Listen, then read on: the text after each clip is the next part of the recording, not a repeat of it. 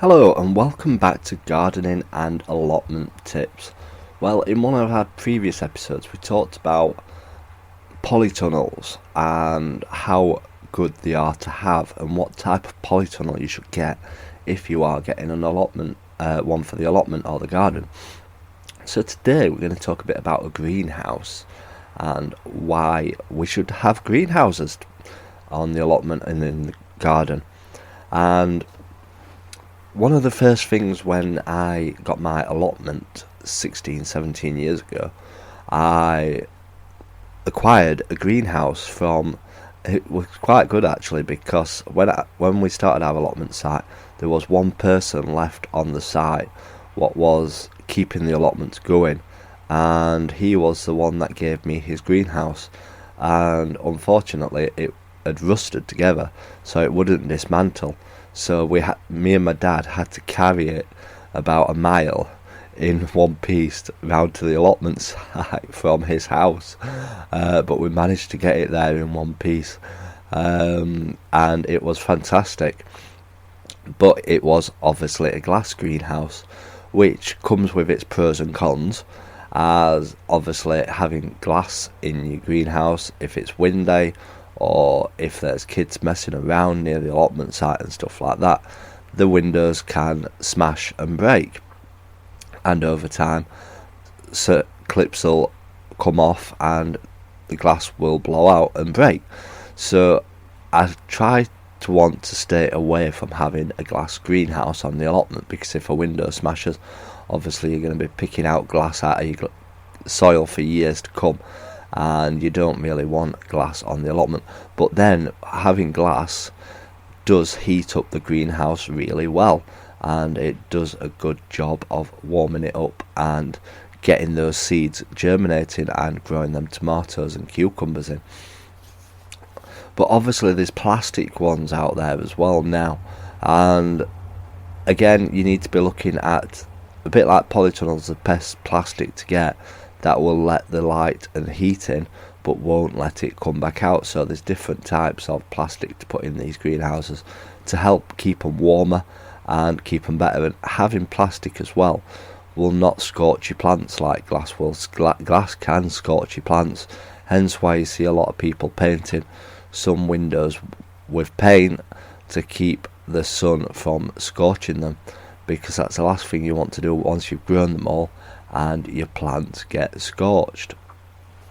Now obviously having a greenhouse, you are limited to the amount of space that you can have, because they obviously all come in different sizes, but they can be expensive to buy, and sometimes if they're not in the right position, if it's too windy in the area and stuff like that, I've seen loads of people get greenhouses and they're flattened in the wind and bent and basically lost them.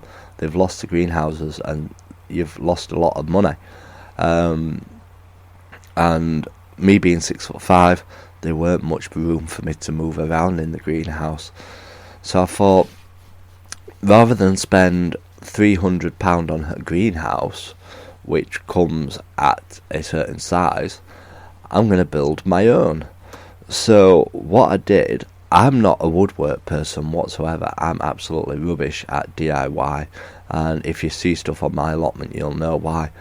Fences fall over all the time because I've not put them up right, and shelves come down in my greenhouse and I lose all my plants, which happened the other year, which wasn't funny at the time, but it was funny afterwards because I was actually filming at the time when the shelf fell down, and you should have seen my reaction on the video.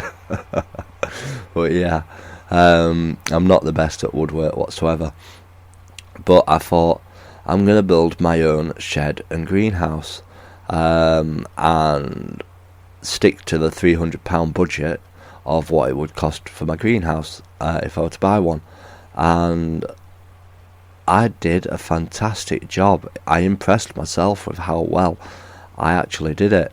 All I did was I built the frame out of wood. I had to dig it all out to make it level because my plot is on a slope, so to get into my greenhouse you have to take a step down now.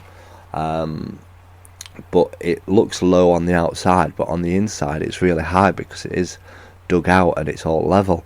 But all I did was get some wooden posts for the frame, and then I just used some cheap lengths of wood to make the frame work, really.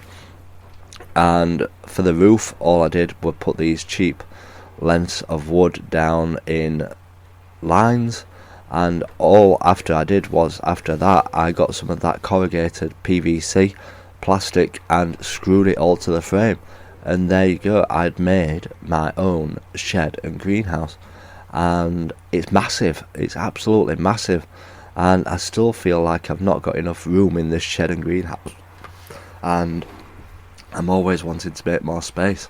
And obviously having wood for the frames, you can fasten shelving to it easy enough.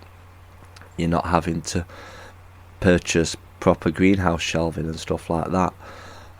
So that is one of the best things that I've made for my plot. So if you're thinking about getting a greenhouse, have a look and see if you could actually make one yourself a lot cheaper. And obviously having plastic perspex on it and stuff like that, you can screw it down really well onto the wooden frame, and you've better chance of it lasting in the strong winds. And yeah, I've lost a few panels probably out of the 6 years that it's been up, but it's a lot cheaper to replace these plastic PVC panels than it would be to replace them with glass or the proper greenhouse plastic what you purchase. And it gets absolutely boiling in it. I can't believe how hot it gets in there, and I'm still looking at making it bigger and better. I'm currently in the process of getting all my winter jobs done on my allotment and getting it all cleared and tidied, but then after that, hopefully come March time, I'm going to be doing work inside my shed. Usually I say to myself, I'm not doing any jobs inside the shed unless it's raining, because you need to make the most of being outside while the decent weather's here. The bad weather, you can be in the shed doing shelving, cleaning up, tidying up, disinfecting and stuff like that, and potting seeds up. But come March, April time, you're going to be really concentrating on growing the seeds, so I need to get it done before then. So if you're looking around at getting a greenhouse, like I say, have a look, have a go at building something yourself. It's not that hard. I managed to do it, and I'm absolutely rubbish at building, trust me. But yeah, it's absolutely fantastic, and I can't believe how well it's lasted for these years, and it's still going to last for years to come, unless we get a tornado on the allotment, which I'm hoping we don't. But yeah, I can't believe how well it's done. And I often grow stuff for other people in the allotments inside my shed, because I've got that much space in there, and I share all my seeds with all my neighbours down there, and they absolutely love it. And I can spend all winter in there just pottering around. I've got myself a little chair in there to sit down on if it's bad weather. But yeah, one of the best things that I ever built. So if you're looking around at greenhouse, think about building one yourself.